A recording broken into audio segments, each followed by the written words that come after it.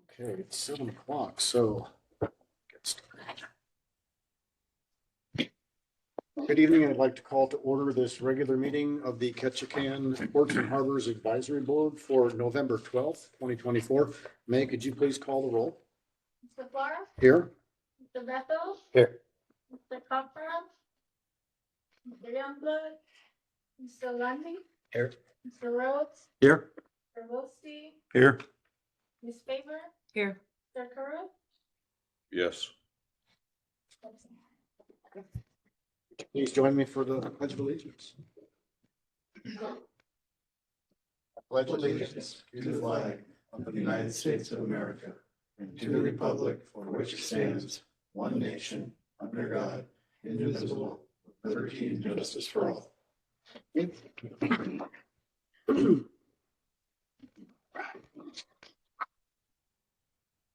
All right, we need a motion for approval of the minutes. We'll move. Second. Been moved and seconded. Anybody want to discuss the minutes? Okay, seeing no discussion, all in favor of approving the minutes, say aye. Aye. Anybody opposed? Okay, that passes unanimously. Under communications, we have a request letter from board member Youngblood. Looks like he's gonna miss the meetings for November and December.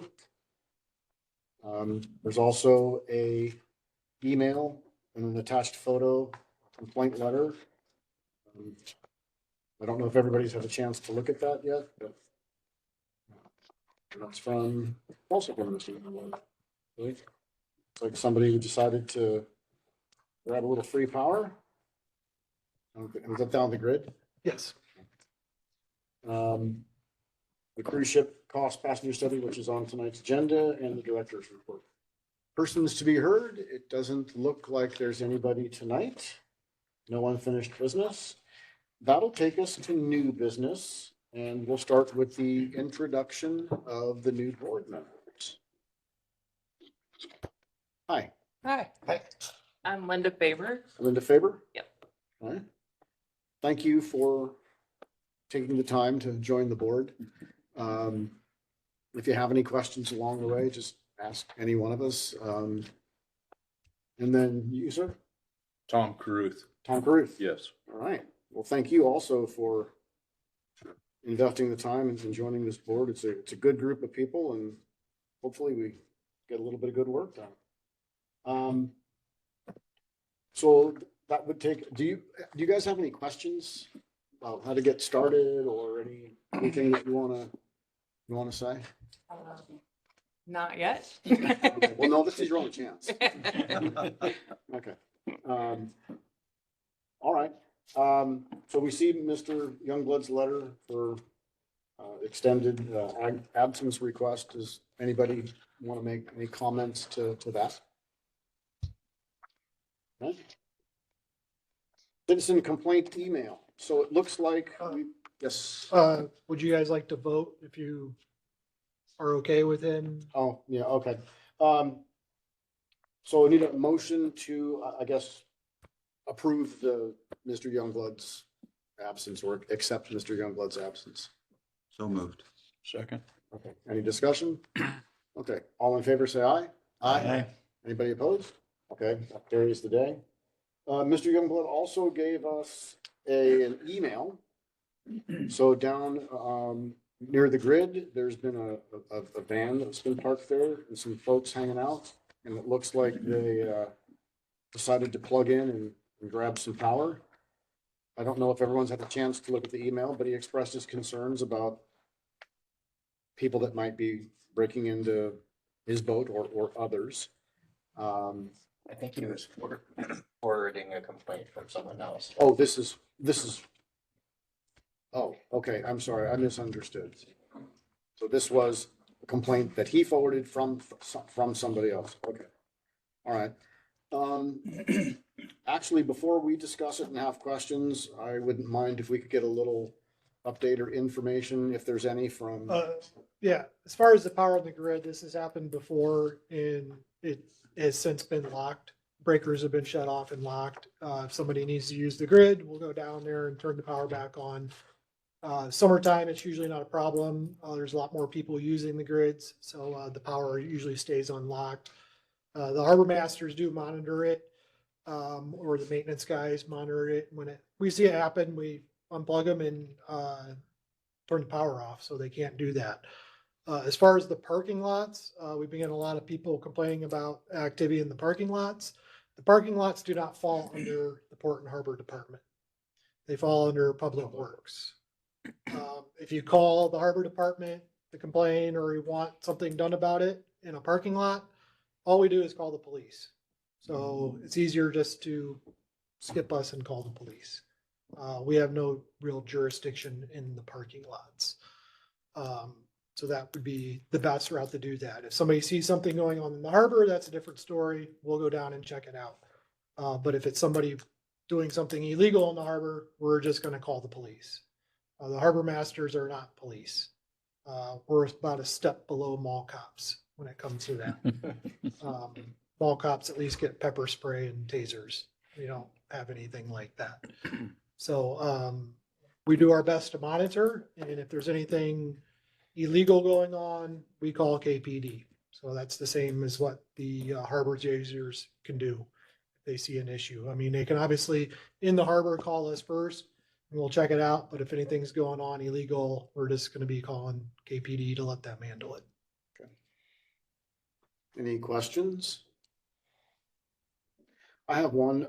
Right now, do you guys know, is that van that's referenced in this email, is it still sitting on there? No. As far as I know, I've been off today was my first pick, Okay. and I was catching up in the office, so I didn't get out. But I know as soon as we got the complaint, I emailed the acting chief, and he said he was going to get on it. So I heard him on the radio going down there. So, but this goes on year round. People living in their cars in the parking lots, doing other things in the parking lots. But the police are good about, if you call them, they usually go down and check it out. They'll move people along. The whole abandoned vehicles and stuff, that goes a little slower because that goes through parking enforcement. And in the wintertime, there's only one parking enforcement, and she takes a lot of leave in the wintertime and whatnot. So that can be a struggle sometimes, but usually if we call and send a picture to the police chief, they usually get on it pretty quick. All right. Well, so it sounds like you're doing what you can. We do know it's an ongoing concern in our community that we have these things going on here. So there's really no vote to be taken here. This was more informational than anything else. All right. So that would bring us to the next item, which I asked to put on the agenda, a review of the cruise passenger cost study. So except for Ms. Faber and Mr. Cruz, I handed these out at the last meeting, but we didn't discuss it because it wasn't noticed as an agenda item. It was on the city council's meeting 2 days later. So I'll give you a quick overview of what this is and why I asked if the board wanted to at least discuss this. So this is an agenda item that the city considered about a month ago, that I actually brought forward last April, the April before last. I think it was a while back. And the genesis of this was, we know that cruise ship operations or cruise ship visitation to our community creates financial impacts beyond the port. It affects virtually every department within the city to some degree. Couple of years back, I talked to the then city manager in Juneau, and they went through a similar process that we did recently a few years back. And what they did was they actually had a study done to measure the impacts in time and expense on city departments related directly to cruise ship operations. I was interested in the same analysis because I was concerned that we are spending money in support of the cruise ships out of our general fund, which isn't allowed, quite frankly. The port is an enterprise fund. The port collects fees from the ships, and that's what's supposed to sustain the port. If you've looked through this study, you see there's two types of costs that they identify, marginal and overhead. Marginal costs wouldn't exist if we didn't have a cruise industry. Overhead costs are costs that already exist. Things like police and fire that obviously we as a community would have regardless of whether we were in the cruise ship business or not. However, they were able to identify costs specific to expenses specific to support of the ship and its passengers. My goal here is to find a mechanism whereby the city, general government, can be made whole. General government at the city level is supported by taxes and rates and fees. Okay, us, in other words, right? We, the residents of the city of Ketchikan, fund that. And at the city council meeting, I expressed my thoughts that residents spending money in support of people that don't live here makes no sense to me at any level. The city council's action at the last meeting was just to accept the report and then go forward from there. Now, if you have looked through this report, you'll see expenses that total from all of these different categories in here about $8 million. But that's not the figure. The analysts who did this for us didn't quite, in my opinion, finish the job. And when I say it's the $8 million figure is, I don't say misleading, but not accurate, is because within that $8 million are the expenses of the port. Well, those are already covered, so you have to take those back out. Also, what's in there are things like cruise ship passenger vessel fees. We do allocate some money of those fees already towards things like first response, public safety, things like that. So we can't double dip. We can't count the same dollars twice. What we didn't get is the purified analysis of, after we back out the costs that are recognized in here that are already accounted for, what's left over. We don't have the exact answer yet. In discussions that I've had with staff, I'm just going to give you my guess at this. I think you're looking at about $2.5 to $3 million a year. So what does that mean to the community? One, that should be in perpetuity. That's $2.5 or $3 million every year. Two, as a city council person, my job is to represent you folks, not visitors that come to our port. Will this lower taxes? Nope, it's not going to lower taxes. Could it slow down the advent of new taxes or fees? Possibly. But the whole idea here is every dollar that we can recover to the general fund from that port relieves the citizenry of Ketchikan a financial burden of, well, like I said, to say $3 million just as a round figure. I think that's important. It's not new money into the general fund. And quite frankly, this is not beneficial to future capital expenditures that the port needs to make.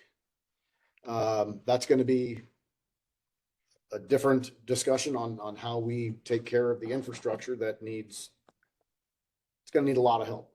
We've talked about, like, for example, the cathodic protection we've been talking about since, I don't know, 2018 or whatever. That was $15 million. Now maybe it's $20 million. The port has needs, and I didn't bring this forward in any way to punish or to shortchange the port, but I just think it's important that we as a community make sure that we aren't paying for things out of our general government budget that we just shouldn't. I want to discuss this tonight, and then if there is a message or a will from this board, I'll make sure that gets relayed to the city manager and the mayor. There's a meeting between the city and CLIA, cruise line agencies, on the 19th, and this is going to come up. I would venture a guess that they were probably watching that meeting, the last meeting we had from afar. We'll find out what their thoughts are. I think most everyone here is at least somewhat familiar with restrictions of things like the tonnage clause, right? And for those of you that are new to the board, if you don't, we can get you some information to look at. But in a nutshell, the tonnage clause is actually enshrined in the US Constitution. It's a law from 1790. And it was designed so that states couldn't apply burdensome or punitive levies and rates against ships transiting to their ports. What it means today in 2024, or for the last 30 years in this town, is the tonnage clause restricts how a community can spend the money we collect off that port.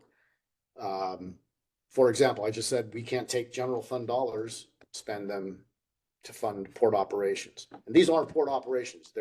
They've never been recognized as such. But when we have an ambulance go down to the port because somebody fell ill or injured on the port, that's a port expense. It's not a general government expense anymore. It works the other way around. We are very restricted in the fees that we collect from the cruise lines on what we could spend those on. And there have been lawsuits and arguments and all manner of discussions and gnashing of teeth over the years between CLIA and port communities, because the tonnage clause limits the autonomy that cities have to control their own finances.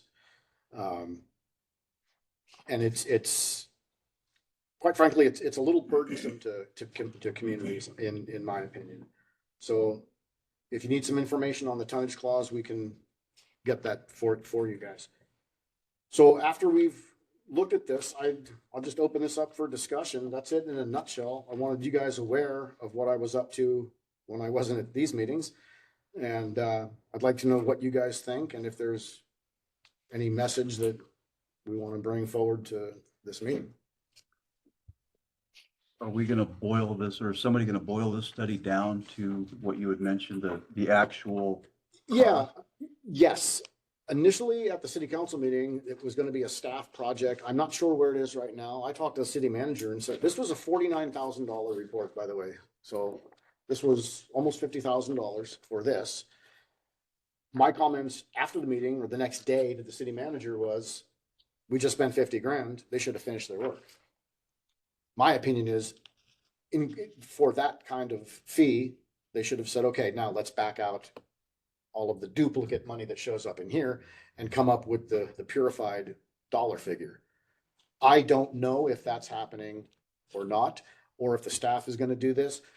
Another thing I asked for was, this took a long time from my request to have this analysis done to the time it came to the city council was quite a while. I asked for some urgency at that meeting because we're about to start our budget cycle. The city council is. I would like to know what the number is and what our unified position is as a community so that we can factor this into this year's general government budget. I mentioned it at the meeting. I'll mention it real quick here that I'm not looking for a mechanism whereby city councils can spend more money. That would be the will of the city council and future councils.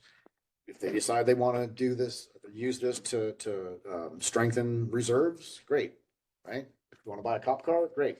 But there's a lot that the city could do with an extra $2.5 million every single year. Absolutely. How this is going to be received by the industry, I don't know. My view, because of things like the tonnage clause and some of the relationship experiences we've had, like trying to get Berth 3 expanded, like trying to get participation in fixing the promenade. I may not be the right guy to ask because I'm pretty cynical about the health of our relationship. Anytime we don't get to make decisions on what goes on 100 yards from us, I have reservations that the relationship is as healthy as can be, but I'm just one guy and other people, definitely see it differently. So, yeah. So well, we know that you can't spend the head tax outside of the port, according to the tonnage clause. Right. But you also made the comment that we are not allowed, the city of Ketchikan is not allowed to spend general fund money for the port. Correct. So is that a violation of, I mean, to me, that's a huge issue that if you can do it one way, but you can't do it the other way Well, without risk of a lawsuit. AKA Juno. well, except that it's money going from the general fund into the port, right? Right. So is it a violation? I don't know. When I say we're not allowed, we shouldn't do that. I may not be wording that exactly right. I think what you mean is because the port is an enterprise fund. Right. It's supposed to General. be I mean, you could do it. No, Well, I mean, no, you can't. well, because they're two separate entities, you can't. No, because it's not allowed. We could, the difference is this, we could, if the city council convened and said, we want to write a check from the city of Ketchikan's general fund to the port for pick a dollar figure. The answer is no. This is the equivalent of doing that. We're just not writing a check. What we're doing is we're providing the service, we're providing the product. We send the ambulance, we send the police, we put out the extra trash cans. The folks at solid waste put in extra hours. Public works folks are putting, I mean, it's all laid out in here, right? Right. So we're not writing a check from general government to the port. But yeah, yes, we don't commingle. When we go through our budget cycles, we don't commingle those monies. The budget will be out in about a week. It'll be online and you can go look at that. And when you look at the port department, you're not going to see general fund dollars in any way, shape or form in there because that's not what we do here as a municipality. Okay. So is it a violation? Like I said, maybe my wording isn't the best. I believe, let me put it this way. My view on after looking at this report is it's inappropriate. It shouldn't be going on. You and me and everybody here and all the city residents should not, it's a subsidy. That's what this is. This is a subsidy. Good way of putting it. Okay, general government is subsidizing the port. And it's not anybody's fault at the port department. It's not a shot at staff in any way, shape or form. This is just how this has evolved over the years. So city residents should not subsidize port operations. Now, something else that's come up over and over and over again in the years that I've been doing this is, and if you talk to folks, I guarantee you, somewhere along the way, someone will tell you how great the sales tax is. Yeah, but look at all the sales tax from the passengers getting off the boats. It's a different topic. Sales tax is not a revenue of the port. Sales tax is a revenue of general government. And it was raised to collect money from the port, from the passengers coming off the ships. Right. But yet the residents of Ketchikan get penalized for that as well. Yep. You're talking about the seasonal sales The tax. seasonal sales Yep. tax. Yep. Yes. And just to be clear, so if someone wants to hit me in the face with a pie after the meeting, they can. I voted for that. I supported that. I also made reference at the time that there is no tax, there is no local tax structure that we can apply that isn't punitive or burdensome to locals. I've brought forward things over the years for taxes on certain types of things, like jewelry. Commodity taxes. Right. Sure. Right? I got told you can't do that. I said, go look at cigarettes. You can. Okay, but that got shouted down. We've talked about geographic zones. That got shouted down. We've talked about sales tax cap. That's been increased, but it's still not as high as maybe it could be. We've looked at mechanism after mechanism, things like impact fees, which are hard to apply. We run into legal, according to our city attorney, you run into legal hurdles to apply impact fees, right? But anybody that's been on this board with me or come to city council meetings knows that I've always been a huge believer in that port, which we all own, should benefit the citizenry to the greatest extent possible. Okay, but like I said, I'll give you an example of what I mean by sales tax is not a revenue of the port. The second year I was on the council, I was invited to be on a committee, and it was when we were gonna renegotiate the berth 4 lease. And the city owns berths 1, 2, and 3, Survey Point or Ketchikan Dock Company, whoever owns berth 4, city leases it back. The city berths are profitable. We lose money every year on that port. And at that time, it was the city manager was Mr. Amelon, the finance director was Mr. Newell. We laid it out there and we showed it to them, and they said, no, that's wrong. Because we hadn't factored sales tax into the calculation of the break even on port costs. Sales tax isn't a revenue of the port. Revenue of the port is dockage, wharfage, CPV, right? Things that are directly collected from the ships coming to town. So you have to be careful when you do these types of analysis. It says right in here, it looks like maybe we got $7 million in sales tax money from passengers. That's great. That's good. That's good for us. We're supposed to benefit. A public asset is supposed to benefit the citizenry in as many ways as it possibly can. But I just brought that up because that's come up over and over and over again, but it's just moving the target. It's not really addressing the situation.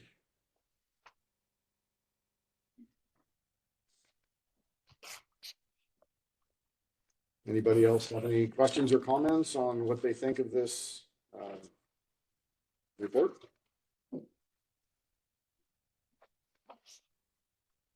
I didn't, so the ports and harbors costs, does that include the debt service for the bonds? Or not? Is that just operating costs? It had the lease in here. I don't believe it doesn't call out the bond debt service. It does call out that's a great question, Eric. It's a great question. I'm gonna have to get an answer to that. I don't know. But you'll see it has the berth 4 lease figure in it. I'll have to ask the finance department. The answer might be kind of slow. They're in budget hell right now. But I'll try to get an answer.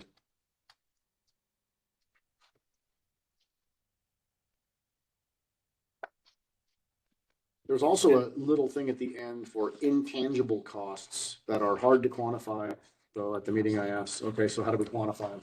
Because we know it's a figure greater than 0. And those are going to be things like, you know, quality of life impacts, the traffic, the crowds, the things that are difficult to put a price tag on. You can put a price tag on an ambulance run, but some of these other things are a little harder to quantify. But I don't know if anything can come of that. But what this is going to boil down to is as we go through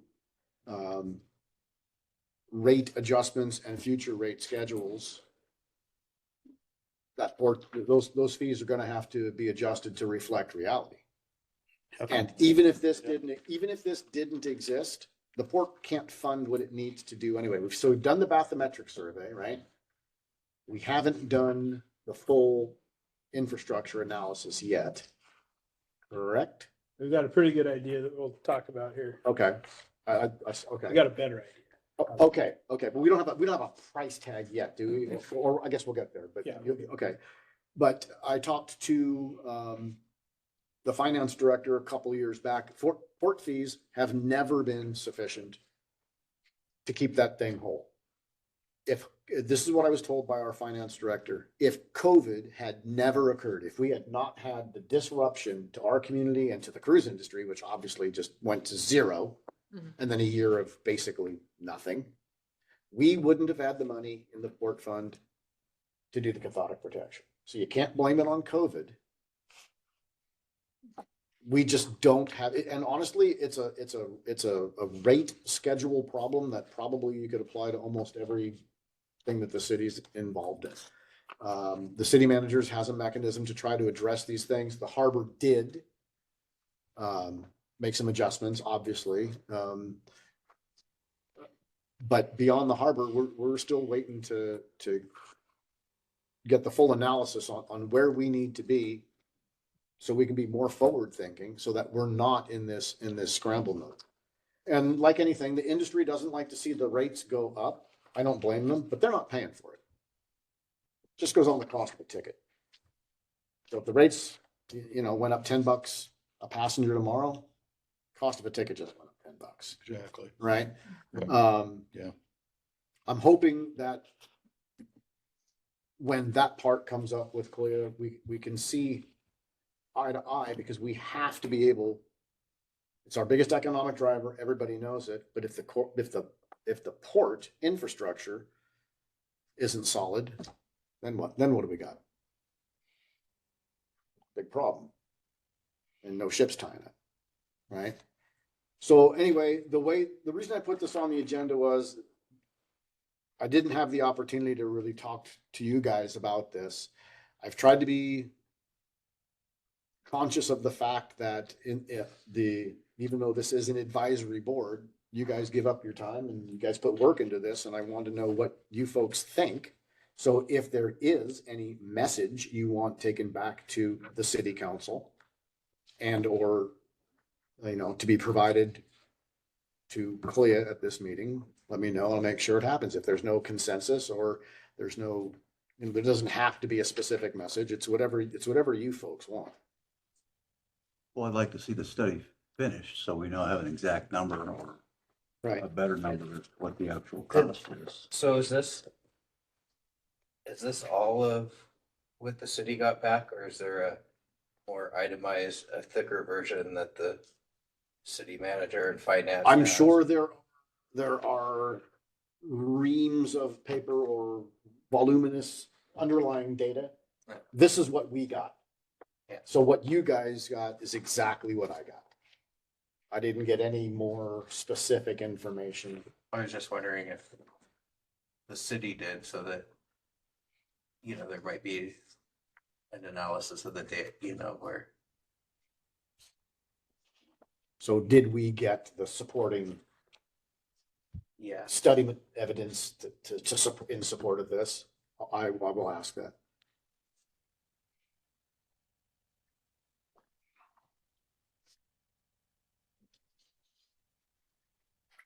God, I would hope we would. I mean, but obviously for a city council meeting, we weren't going to get, 8 lawyer boxes full of, Well, yeah, I just. stuff, right? Yeah.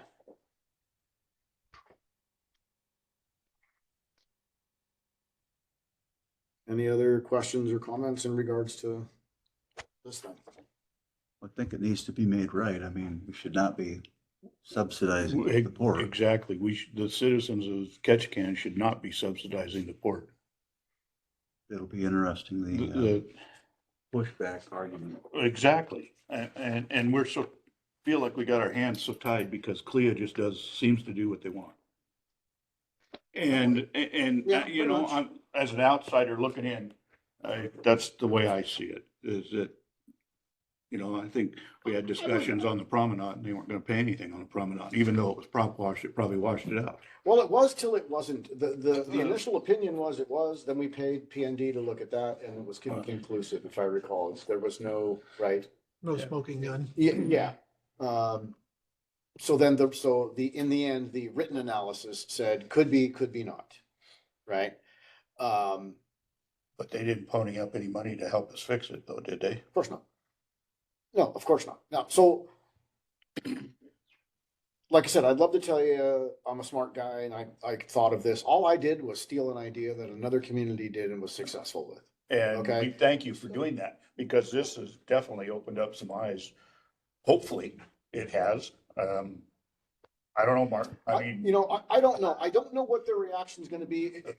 I know that this has already been going on up in Juneau for years.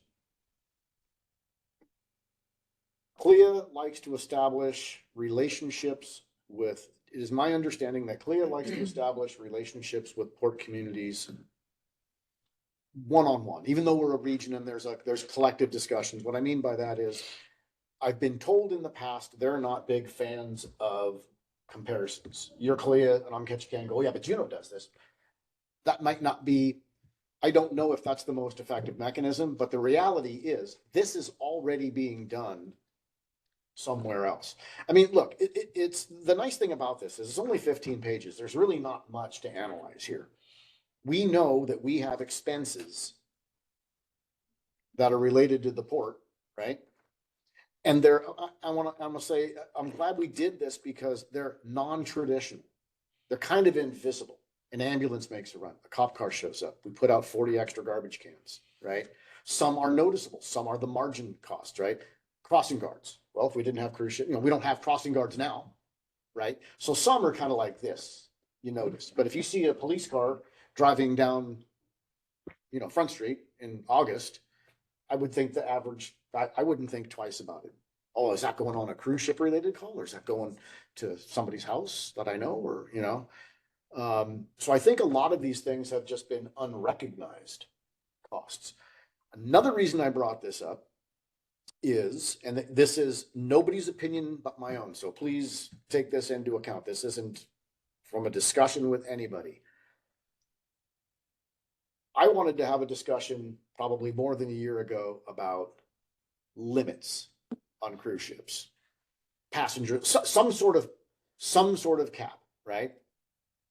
And again, this is strictly my personal opinion, which I think, but could make this more important for city residents. I don't think that's ever going to happen in our town. I don't think it's going to happen. Here's why. Mr. Lundy brought forward an agenda item about a ship-free day on the 4th of July. Yes. Holy smokes. The hullabaloo I received, and thank you, everybody thought it was my idea. I appreciate that. No, look, it was a great discussion to have. We want to have one day for locals. My phone blew up, and my phone doesn't blow up that often for city stuff. My phone went crazy. Okay. At the end of the last meeting, it was pointed out to me, we had a gentleman from Cruise Line Agencies of Alaska point out to us at that meeting, well, maybe if we don't come here on the 4th of July, maybe we won't come here other days. I don't know if anybody else recalls that, right? That's, and maybe this is the basis, and again, it's just me or my view, but maybe that's part of the basis for my cynicism. Because in my experience, and I'm in year 9 now, is the relationship oftentimes revolves around, we're going to get our way or we're going to litigate or leave. That's not a partnership in my mind. If me and you were in business together and the only thing we do is what I leverage and can hold over your head, that's not a partnership, okay? So that's been a big frustration for me.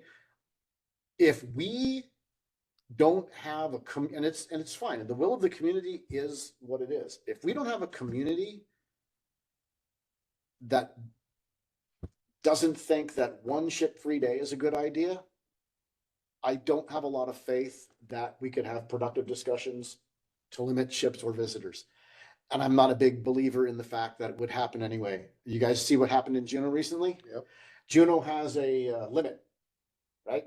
5 ships, right? Well, when it first came out, it was this year was the first year. The deal was 2 years ago, I think. And the first thing that jumped out to me then was it's voluntary and unenforceable. So what then? What kind of a deal do you have? Again, me and you make a deal. But it's only if I want to do it. And if I don't do it, you can't do nothing about it. It's Now not they're looking at building another 2 berths on. 2 berths, RCL, Royal Caribbean and Gold Belt, 2 berths, and they didn't tell the city of Juneau. Right. The mayor was in the paper or on the radio or both talking about, that's not a healthy relationship, guys. And that's not me whining or pointing fingers. That's what happened. Okay.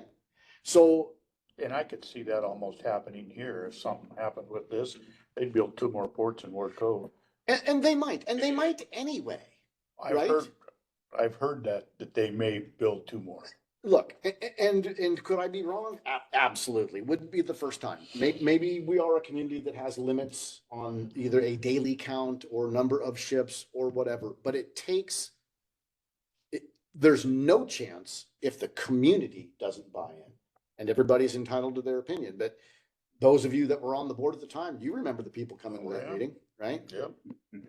So I think that makes this more important, that we capitalize on every opportunity we can to, like I said, it's not a ton of money, but $2.5 million over and over and over again. It's not supposed to be a subsidized industry. Correct. And I can't help but wonder, Word Cove, if their fee structure for moorage is designed, you would think, to be profitable, to cover. To the best of Maintenance. my knowledge, the fee structure at Ward Cove is a highly confidential, and they've pulled, I don't think I've had anybody at the city ever tell me what they're paying out there, Yeah. but I'm sure that the folks that are operating that venture out there are not losing money. You know, they made, these are smart folks. I'm sure they did their math, you know, correctly to make sure that it's worth their while for the investment that was made out there. Yeah. You know? So that's it in a nutshell. If there's a message that you folks want returned to the city council and staff, then we just need a motion, a discussion on the motion. If not, then don't worry about it. It's whatever you guys want to do. I'm not sure how you put it in the form of motion, but it'd be nice to have the boiled down costs, and it'd be nice to have them dealt with. I mean, to start looking at ways to recoup that, how we do that, I don't know. I asked that question. Finance is working on it because you can't make those transfers in and out, right? That doesn't mean that it can't be done. They just have to there's an accounting mechanism that can be applied. It just hasn't, they just didn't tell me exactly what that would be yet. Okay, well, then I think if you want to make a motion, that it would have to, it would reflect one, getting the final dollar figure due to general government. How does the port pay its electric bill? Comes out of the Port Enterprise Fund. Everything port. So then it's, you get an invoice or a bill just like. Yeah, KPU charges us. Yeah. Water, Could that be power. like the everything. mechanism is that you invoice, the fire department invoices the port enterprise fund? I think that would work. It's not it's the way the finance director explained it to me is there are mechanisms that can be applied, and she laid out a couple, and my knowledge of accounting isn't even good enough to try to explain it to you. I don't have the basis, the knowledge base to really explain it. It's doable, but it has to be figured out because it's never been done. So we just have to make sure that we stay within our own charter if we decide to do this. So if you're interested in, you want to know what the final number is and you want to get paid back, then Would that require a motion?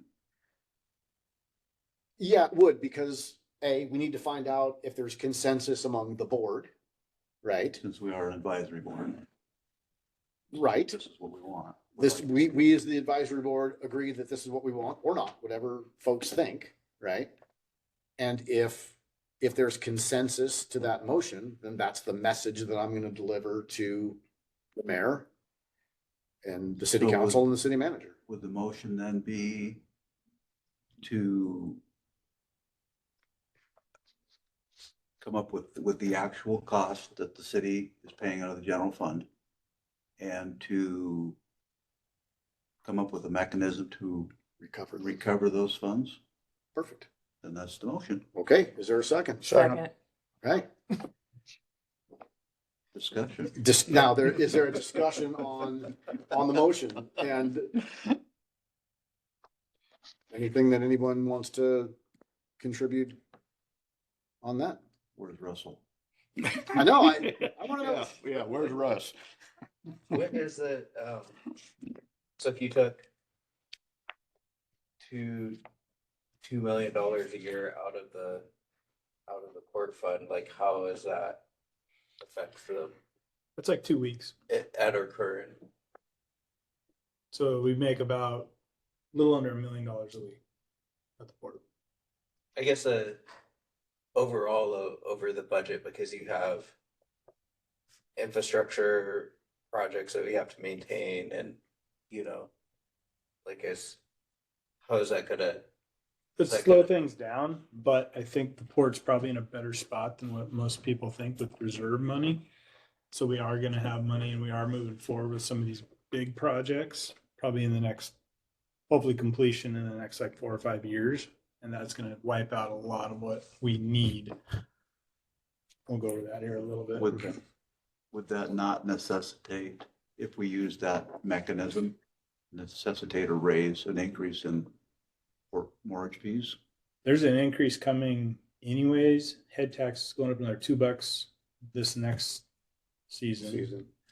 I think $2 the next one. So we're gonna get $4 more per person. So that's 1.1 million.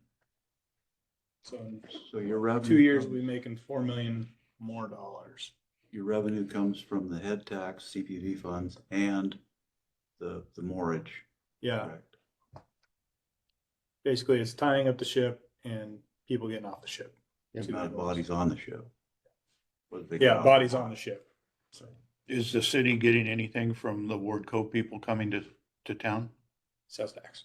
Just a sales tax, No CPP money. no CPP. Nope. So state statute is, it's $34.50 for CPV. Municipalities get $5, but since we're divided government, the city of Ketchikan for our ports, the city gets $2.50. The borough gets $2.50. They have no port infrastructure. They have no port staff. They have no nothing. And So they they get money for nothing, get $5 per head from work. and they keep it all. We don't And- get, it's not. We don't know what they do with it. I think Nope, I'd asked that once. Well, they're spending 308,000 of it as partial payment for $1 million roof for the skate park. CPV funds? Yes. Yeah, Yes, $308,000. Is that gonna almost- be our whale? What's that? Is that gonna be our whale statute? It's That's them. what I was gonna say. That's I better than, would have, that's no, better than I statute. don't know. I would have to think that they vet it well enough to do it. I think the folks at the borough are smart to, dot their i's and cross their t's. But yeah, because that was in the paper a month or so ago. The skate park roof is $1 million. That's a different topic that I'm also have an agenda item that staff's working on, for down the road. You're not too long. But right now, yeah, so they get $7.50 per passenger with no associated expenses. We get $2.50 per passenger. Crazy. That's Oh, That's yeah. how that works. So. Any other discussion on the motion? Okay, on this one, May, could you just call a roll on this one, please? But no pressure. Stay with the tide and keep the ships from smashing into the port. All of the failed ones we had found previously were on the south side of those fender walls. This one on the picture, which looks really bad, you shouldn't be able to see into the inside of the pilings, was on the north side. So we have at least 12 that need to be replaced, and they're all on the very farthest south of Berth 1. If you get further up Berth 2, some of them look like they're brand new, just went in yesterday. So those ones are okay. With that low tide, we took our time and we did inspect every single ride pile all the way down to where they were failing, just to make sure there weren't some surprises kind of midway. We did just the other day get some information from Pool on pilings. They're gonna not be cheap. What we're gonna do now is get a bid packet together, get a motion to council for a budget transfer, and get some money and get rolling on this before the start of the new year, hopefully. So Mr. Flora, you'll see that coming through. I'm guessing gonna be around between 60 and 80, depending. So that's not horrible. That's all? Yeah, It- for 12 pilings. Yeah. Because the bottom of the pilings are just sitting in pockets, steel pockets, so there's no underwater work. They just pull it out of the pocket? Pull it out of the pocket, slide a new one in, weld the top. Yep, so it's just gonna be welding right up about 6 feet below the top of the hard dock. Whenever you So, driving and in-water work, then the yeah, price goes way up. biggest cost will probably be mobilization, demobilization. And I'm guessing you said to do this at a real low tide, the pockets are okay where these go in then, or? Yeah. Those are. They don't look great, but they're not failing. Okay. So we were able to actually touch them. You know, it was low enough tide. They were just under the top of the water. We got a good look at everything. And kind of something we'll talk about next meeting when we go through this packet a little bit. Probably going to replace the whole fender wall assembly at some point. So we don't want to go all in and really upgrade anything. We want to just replace what's failing. And then a few years down the road, because the size of the ships has increased, we're going to want to replace the whole fender wall and Yokohama system. It's just how it's going to be. But we'll talk about that in a month. Promenade abutment and stabilization. That is hopefully going to be, bids will be closing. Bids are due by the 25th of November. Get that going to fix the promenade abutment so that north end that is sloughed off into the harbor. Clean that up and then at the same time take care of the swaying in the promenade. That same project. So that's something that's going to be happening here pretty quick. Berth 4, there's a couple pictures of very large Yokohamas. Those all got delivered finally. There's 6 of them. Berth 4 only has 6. So if you look at berth 1 or 2, if a ship is tied up there, they have about 14 Yokohamas touching the side of the ship. Berth 4, there's only 6. So all that pressure of those big ships, and the bigger ships go to 4, is pushing on these little tiny Yokohamas. They're 6 feet wide. They compress to about 2 feet now. So the new Yokohamas are 8 feet across, quite a bit bigger, heavier foam. Should hold up to those larger ships. And these are the ones where they paid the difference, right? They paid the They paid the difference instead of going back with the same Correct. size. Okay, cool. Good job. Yep. So, and that will happen in perpetuity going forward if we need to do it again. But hopefully, What's the useful life for something like this? How long do these last? these should Typically. last like 20 years. Oh, So we'll see. okay. Yeah, it's also, berth 4 should also have more contact points. So you are putting more pressure on fewer Yokohamas. We'll see how that plays out. Port winterization, so all the water at this point has been turned off, drained. We're gonna pull the backflow preventers, which are the very large apparatus that the ships connect to take water. Berth 1 and 2 got shut off this morning. So winterization's coming along. Vandalism, there was a picture of that, but we had people go through and paint the inside of the promenade or the pavilion over here. They matched the paint of the windowsills really well, so they painted the concrete almost the same green. We were looking at some broken windows and probably 2 days later noticed that they had also painted part of the concrete wall just because they did a really nice job matching it. So we did catch them on camera and that footage went to KPD. Hopefully they can get them. They did finally catch the 5150 guy. I don't know if anybody remembers that. Yeah. 5150 Oliver Town. Yeah. We had, I think, 23 incidents of it on the port that we had to clean up, and this was last summer. They did catch that guy, and he was in court about a month ago. I got a call from the state to let me know what was going on. So, yay cameras, caught people painting. Minor projects, no cruise ships, gives us a little more freedom, time we can work on the port. getting into the bathrooms, changing things out, painting over graffiti, people's markers, call me now type things. We can also get under the port, which is nice without having the ships tied up, and look at things under there. So guys were under there today. That was part of the shutting off the water. So getting a few little things done. We do have some pretty major projects coming up. We can chat out later. Berth 1 snapped a light pole, the weld at the very base of it snapped. So we're driving by in the morning and pole was tipped to the south. You could kind of just tell, and it started to get worse pretty quick. KPU came down, disconnected the pole, and Pool rented a crane truck and lifted it and laid it down before it could fall all the way over. So we are gonna be looking. That was not in our budget to replace a light pole, so that's probably gonna be coming your way once we get Channel Electric's getting us quote on that. Is that gonna prompt inspections of the other ones? Yeah. Already did. So Was someone hit it, or is it just the? couldn't tell, went through, once we noticed it, went through all the footage. And we have about, the cameras store about a month, so we went back and pretty slow. You can only go back at about 3 times speed.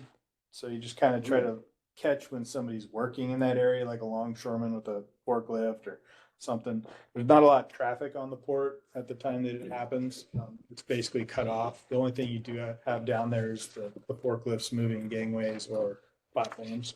Are they motion activated cameras or they're just on all the time? You can go to where you just go to the motion. Okay. You still got to go through every little bit. So just kind of went through and looked and tried to find when there was someone working in the area and didn't catch it. So it could have been hit earlier in the summer, and then it just started to go kind of towards the very end of the season there, or just after it was on.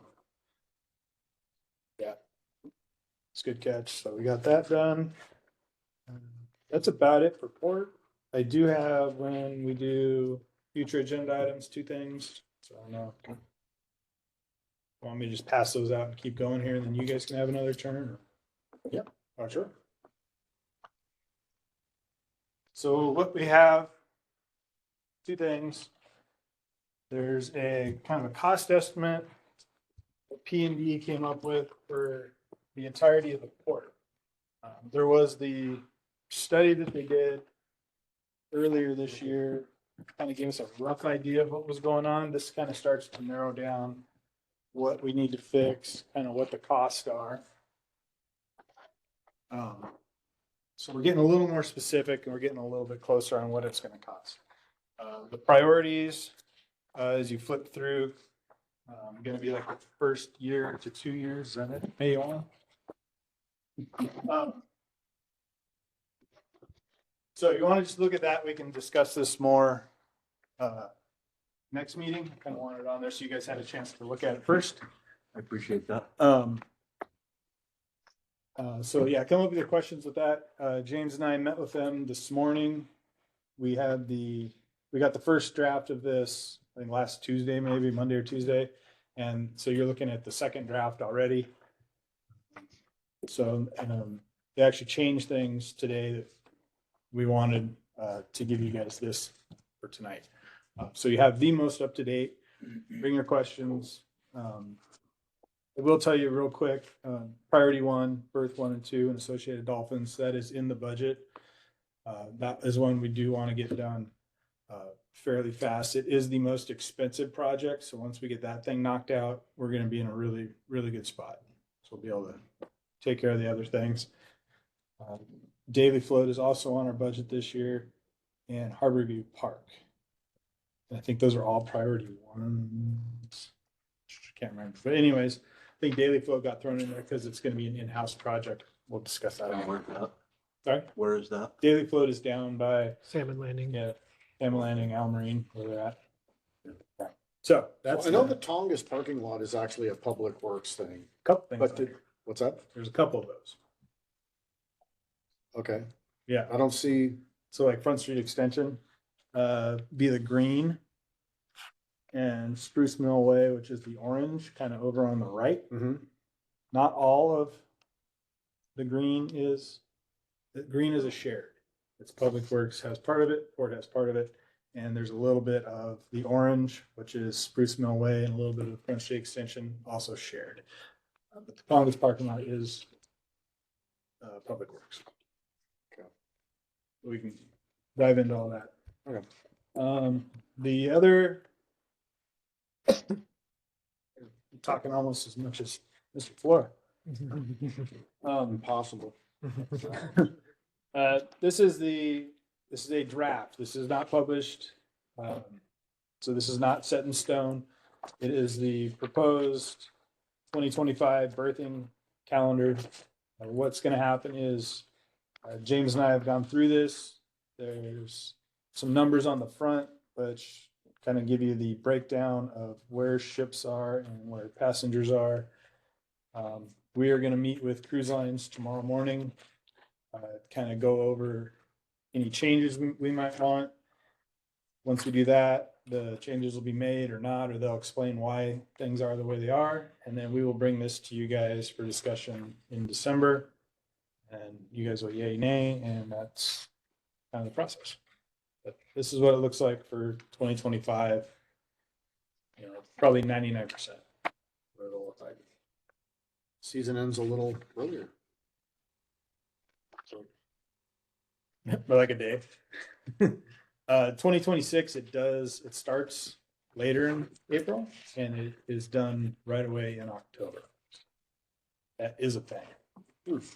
I don't have the actual berth assignments for that. I kind of got just a very, very rough draft of ships coming and going. I don't really think about that many ships coming down, but what? If you look through like Wednesdays, it looks like almost a day off. 1 or 2 ships. But anyways, so those two things we'll discuss, and we'll have probably more information on both. So bring your questions and see what we can do. so when will the city council be seeing? Whenever, I mean, we've just got it today, so. It's pretty, yeah, and we'll talk about it on We our have a- next meeting and then pass it on. Do you think they should see it before the budget? No, I was just curious. And that's actually yours, what I thought it would be. Yeah. Oh, that, Okay. okay. And there'll be other stuff throughout there, like light poles and, you know, graffiti we gotta clean up, and hopefully no more rotten piles. Try to get ahead of that. Any questions for the book? Agenda items, any other future agenda items anybody wants to see? Board member comments. What's just if you have anything, this is where board members can make any comments they wish to make. Have any comment? Okay. Welcome. Thanks.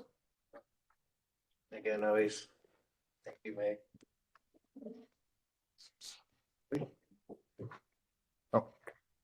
Just thank you and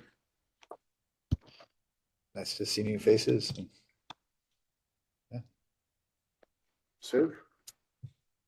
All right. Thank you. I'm excited to learn more. And I'll be reading through a bunch of stuff and see you next month or email me. Steve? Basically no comments. Thank you to May for all the effort she puts into things, and you guys too for all the reports we get from you guys. Okay. Welcome to board members. Good meeting, I think, good reports. Thank you. Thank you, May. Yeah, welcome to the new members. I'll make sure that the will of this body is passed on to, like I said, the council, the mayor, and the manager. I won't be talking too much next month because I won't be here. Got a family thing going on, so Hopefully our vice will be here. What's up? Hopefully our vice will be here. Yeah, no kidding, right? I thought we were your family.